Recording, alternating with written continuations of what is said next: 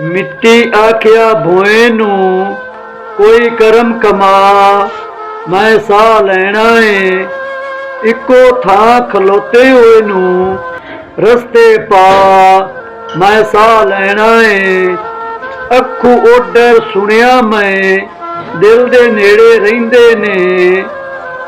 दिलबर आखे आ जा भैड़िया आ भी जा। मैं साह लैना है लस्सी विच रला छड़दा है चोखा रिड़कण मुड़ मक्खण नू।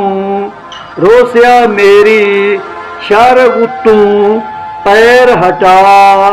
मैं साह लैना है हशर दे कारे ते मट्टी नू मट्टी विच रला छड़दा है। रूह जद आखे रब्बा मेरा साह कढा।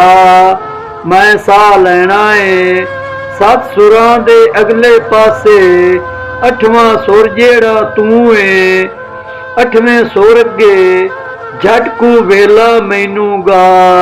मैं साह लैना है जिन्ने भी सुख होवन भावें डोली अगले घर जाना है। बाबल वाले झटकू अंबड़ी लाड़ लडा।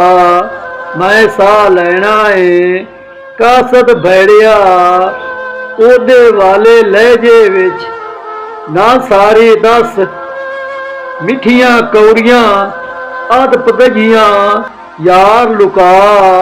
मैं साह लैना है याद विसारण आउंदा ही नासर यार विसारण आउंदा भी ही।